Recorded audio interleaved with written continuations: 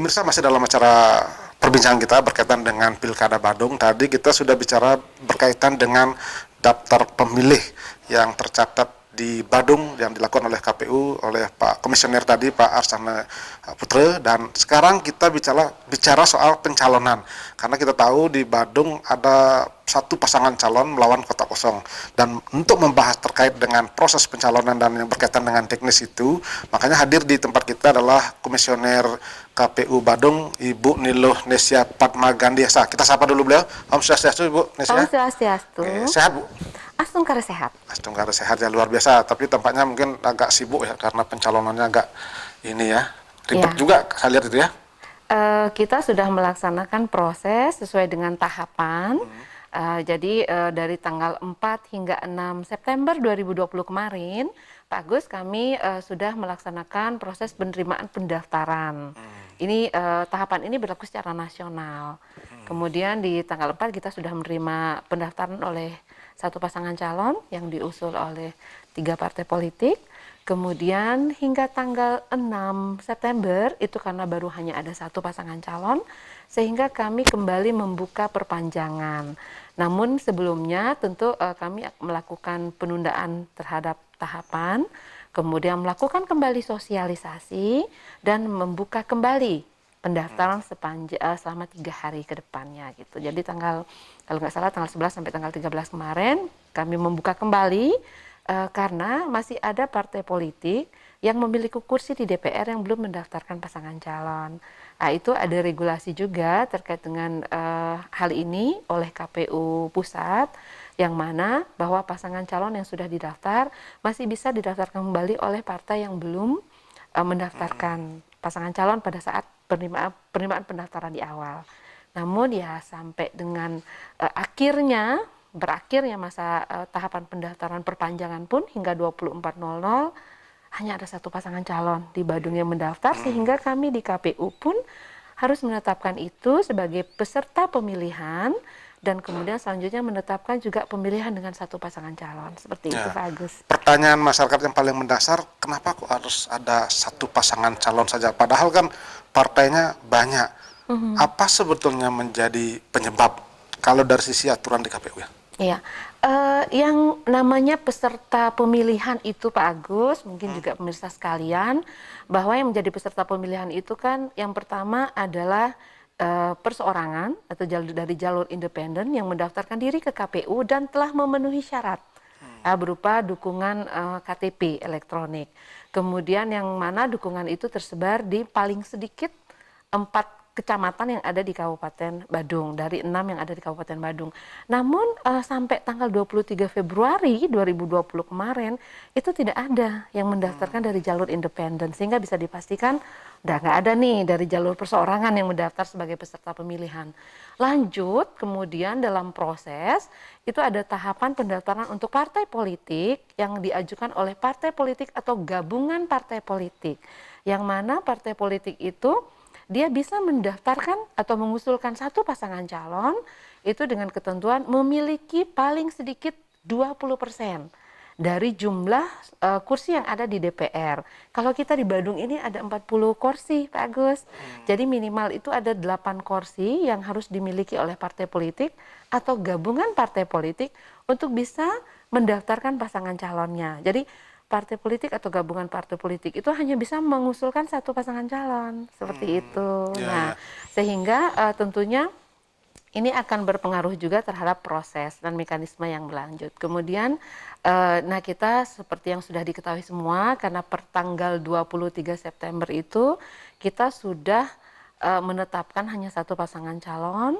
Jadi ya sudah pasti tidak ada lagi. Berarti yang satu pasangan calon itu kalau dihitung-hitung dari persentase itu berapa persentase partai politik dia dapat dukungannya? Kalau tidak salah itu sekitar 92% ya. 92%. Ya, karena partai yang mengusulkan pasangan calon ke KPU Badung itu ada 3 partai politik yang dari 40 kursi itu mereka sudah mengusung 37 kursi. Jadi masih tersisa hanya 3 kursi oleh 2 partai politik yang mendaftar. Berarti sekitar 8% itu tidak mungkin mencalonkan sendiri ya? Itu menyebabkan partai ini tidak akan mencalonkan. Ya, karena sudah tidak bisa memenuhi lagi persyaratan Itu minimal. berapa partai itu Bu yang 8% itu? Ada 2 partai Dua politik. partai ya. Nah, Nggih. kondisinya sekarang pertanyaannya, kalau 2 partai ini boleh memang tidak mencalonkan orang di situ? Nggih, karena berdasarkan dari aturan yang Ya. ada, baik itu minimal memiliki keterwakilan 20% dari jumlah kursi maupun akumulasi perolehan suara sah pada saat pemilu 25% dari jumlah suara sah, mereka sudah tidak memenuhi sehingga memang tidak bisa untuk melakukan proses pendaftaran karena dari syarat minimalnya juga sudah tidak terpenuhi. Apakah tidak ada sanksi bagi partai politik yang tidak mencalonkan seseorang atau mendukung atau seperti itu, ada nggak sanksi? Kalau untuk di pilkada ini belum ada. Oh, belum ada. Ya. Jadi boleh kalau tidak mencalonkan, boleh kalau karena kendala aturan tadi itu. Iya, karena aturan seperti itu. Karena tentunya ini akan berkaitan dengan mekanisme pada saat nanti kami melakukan proses verifikasi administrasi.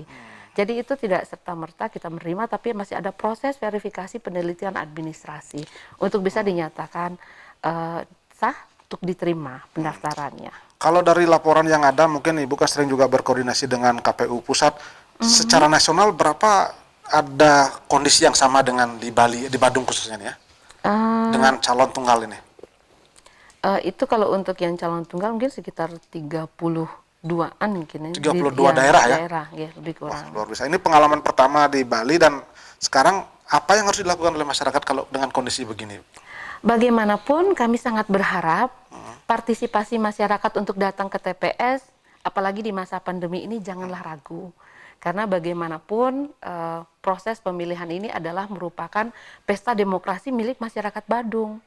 Anggaran yang digunakan untuk pelaksanaan demokrasi ini juga dari anggaran APBD. Seperti itu. Jadi kami tetap mendorong masyarakat untuk tetap datang hadir ke TPS pada tanggal 9 Desember 2020 nanti. Karena di KPU pun juga sudah mengeluarkan regulasi baru yang mana bisa mengamankan, astungkara mengamankan kita semua sehingga tetap terjaga keselamatan dan juga kesehatan kita semua. Ada 12 hal baru nanti di TPS seperti itu. Jadi diawali dengan proses rekrutmen KPPS kami yang nantinya akan memastikan bahwa penyelenggara kita yang ada bertugas di TPS itu sehat, Pak Agus. Ya. Kemudian ada proses baru juga yang mana nanti masyarakat atau semua pemilih yang hadir diharapkan kedatangannya juga nanti tetap menggunakan masker. Ada APD yang disiapkan Jadi ada juga. protokol kesehatan seperti itu Ya, ya. beberapa hal juga nanti ada dari pengaturan kedatangan, kemudian jumlah pemilih yang di awalnya atau di pemilihan-pemilihan sebelumnya itu berjumlah 800 orang per TPS, 800 pemilih per TPS. Sekarang sudah diturunkan maksimal banget itu 500 pemilih per TPS. Ya, kemudian juga ada nanti di mana nanti sebelum masuk ke dalam TPS itu akan diukur suhu tubuhnya dengan termogan. Jadi di atas 37,3 derajat Celcius itu akan disiapkan bilik khusus.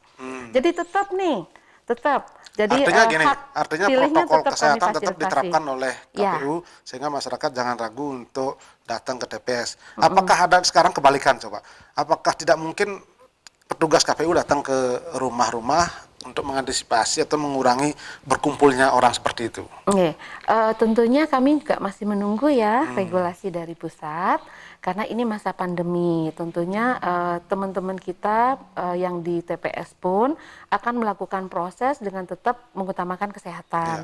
Kemudian fasilitasi terhadap pemilih pun tentu ini ada mekanismenya karena sampai dari jam 7 hingga jam 1 siang saja. Nanti tergantung juga dengan bagaimana situasi kondisi di lapangan. Tentu ada saksi dan juga pengawas TPS. Nah, di sana juga nanti mereka akan mempunyai peran. Nah, saya kembali ke calon tadi. Ini kan sudah ada satu pasangan calon. Orang berpikir kalau misalnya calon kotak kosongnya yang menang, nah itu kira-kira seperti itu. Apa mekanismenya yang lebih lanjut?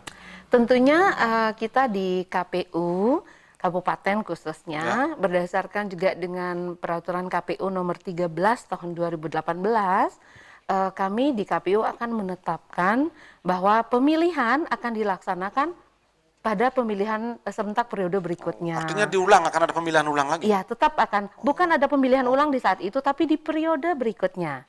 Kemudian kami juga dari KPU Kabupaten tentu akan melalui KPU Pusat melakukan koordinasi dengan Kemendagri untuk kemudian nanti menetapkan atau menunjuk penjabat bupati atau wakil bupati. Kalau pengalaman selama ini mungkin di kepemiluan ada nggak kotak kosong menangnya? Kalau yang pengetahuan saya ya, itu di Makassar pernah terjadi Oh, ada 2018 seperti itu ya. kemarin. Dan sehingga mereka melakukan proses pemilihan kembali di tahun ini, seperti itu. Nah, sekarang harapan Ibu kepada masyarakat, kepada pemilih dengan kondisi ini, karena kita melihat ini baru pertama kali ada melawan kotak kosong. Apa Iya. harapan Ibu? Kalau kami di KPU tetap berharap seluruh masyarakat, seluruh lapisan masyarakat Badung, gunakan hak pilihmu, datang ke TPS. Karena bagaimanapun, apapun kondisinya, partisipasi masyarakat, kepedulian masyarakat untuk datang ke TPS itu adalah merupakan salah satu bentuk tanggung jawab masyarakat juga untuk Badung. Seperti itu. Baik, terima kasih Ibu Loh Nesia Parmagandi. Luar biasa, mudah-mudahan ini bisa memberikan pencerahan Ya. dan sekaligus bahwa memang ini mekanisme yang harus dilalui dengan adanya kotak kosong seperti ini ya. Ya. Kolom kosong Pak Agus ya. Ya, kolom kosong ya. Kolom kosong. Ya. Baik, terima kasih. Nanti kami akan lanjut dengan komisioner yang lain dan pemirsa, kami akan kembali setelah pariwara berikut ini.